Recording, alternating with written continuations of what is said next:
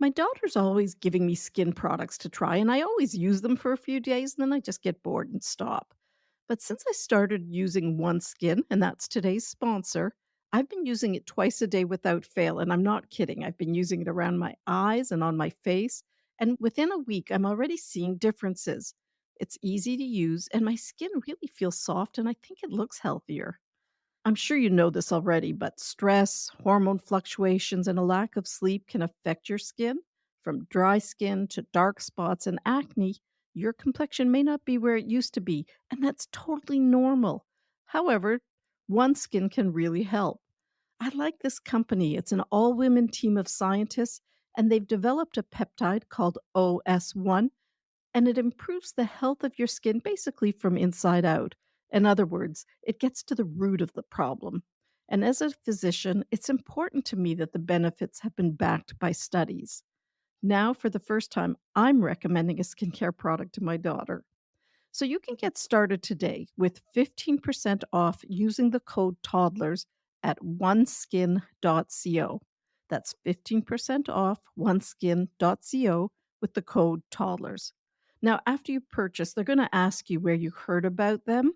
So please let them know that Toddlers Made Easy referred you to them, as that's one way of supporting the show. Welcome to Toddlers Made Easy, where there's no fluff, just practical, research based, 15-minute or less parenting strategies to help you calmly manage all those crazy, awesome toddler moments. For those of you who don't know me, I'm Dr. Catherine, a pediatrician with more than 33 years of experience.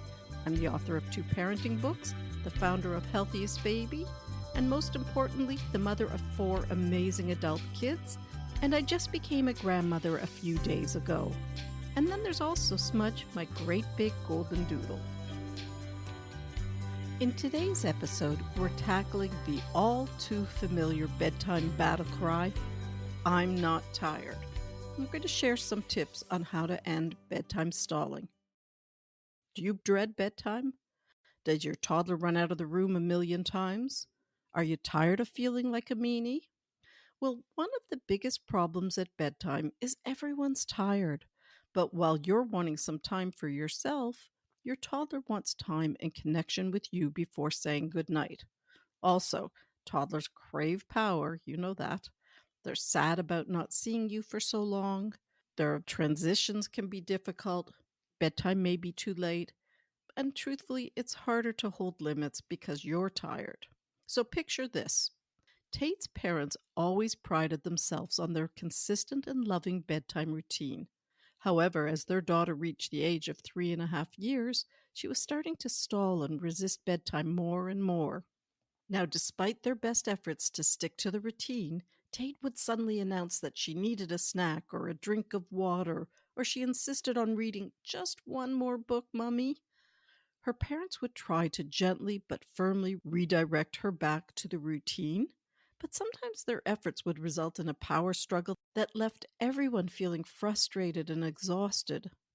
As the nights wore on, Tate's parents began to feel helpless and unsure of how to address the issue, wondering if they were doing something wrong or if their daughter was simply going through a difficult phase. So, how do you resolve conflicting goals? Well, first of all, you stay on the same team. Your kid isn't a bad kid because she doesn't want to go to bed, and you're not a bad parent because you want some time for yourself. Bedtime is just difficult because we're asking our kids to stay in bed by themselves for a long time. And not only that, we're asking them to stay in bed in the dark. So toddlers hate going to bed when everything is so exciting. Plus, there's that whole independence issue. Toddlers want to feel like they're in control, so they'll resist you and your efforts every opportunity they get. In fact, 30 to 50% of toddlers resist bedtime.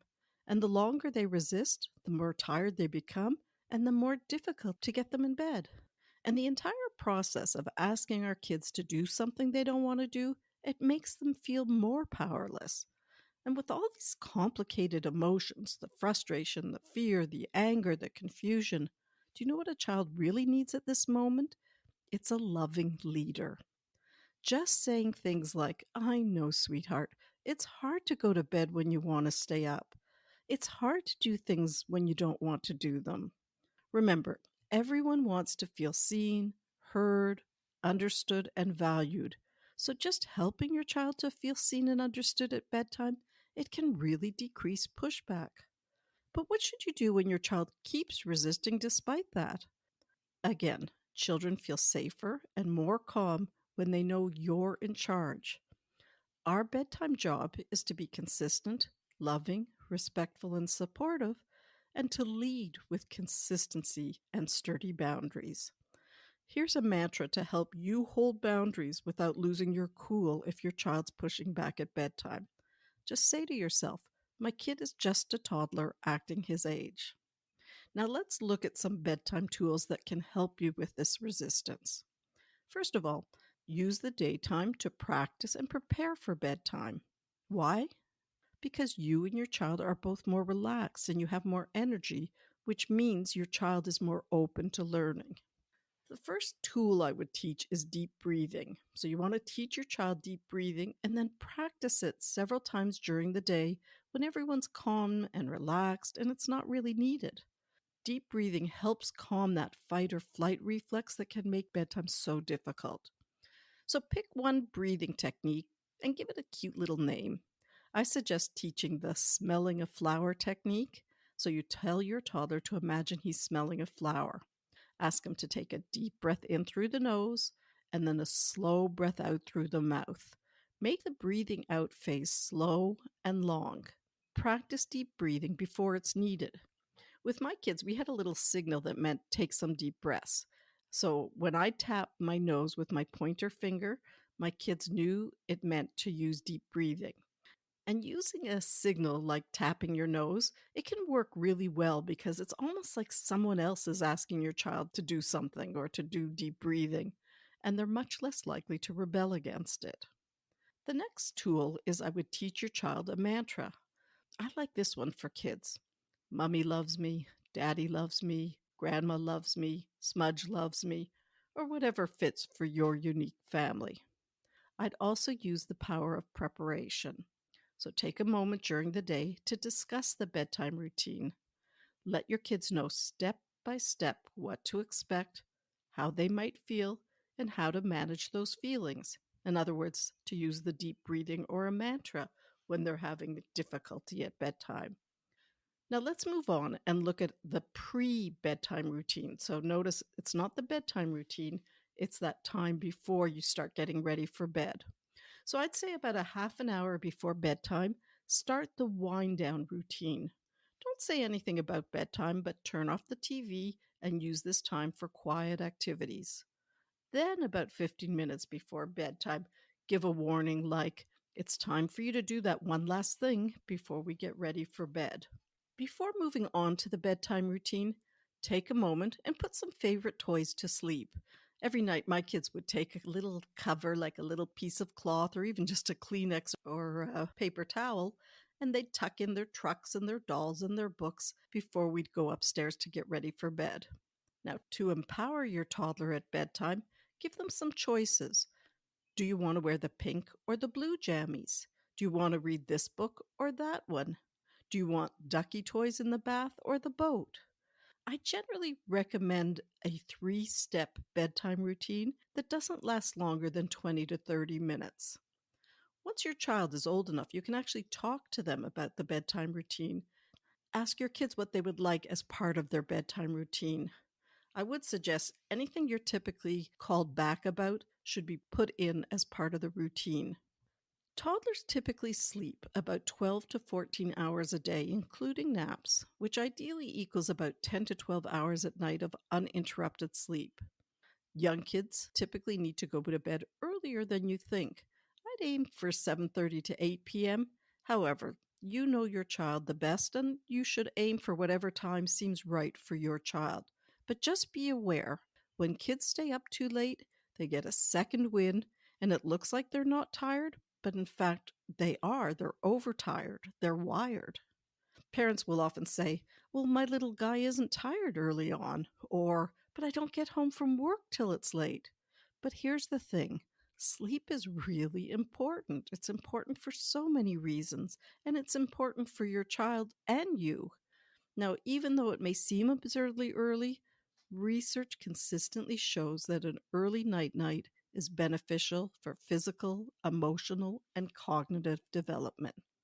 When kids stay up too late, they get a rush of hormones such as cortisol and adrenaline, and this makes it harder to fall asleep or even to go back to sleep early in the morning. So, one of the best ways for overcoming bedtime resistance is to use playfulness. Only tigers can get their jammies on by the count of 10. Let's see how long it takes you. I'd expect some pushback at bedtime. Your child's gonna push back initially, at least. Be confident and be clear. Don't add anything to the bedtime routine. You can assess the bedtime plan the next day. I would just do what you've discussed with your child and prepped so they know what to expect. Now, remember, if your child's resisting bedtime, acknowledge his or her feelings. You're sad it's bedtime. I understand, honey. But be a strong leader by also saying something like, but sleep is important.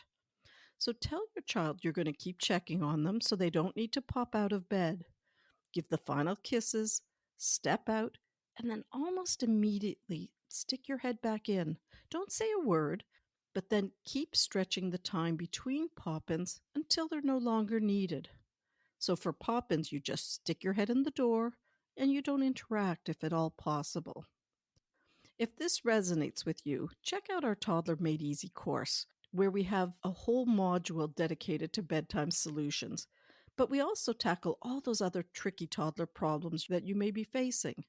So, are you ready to make bedtime more of a breeze and navigate the world of toddlers with more confidence? Just click the link in the show notes to get started. We can't wait to help you and your little one enjoy peaceful nights and happier days.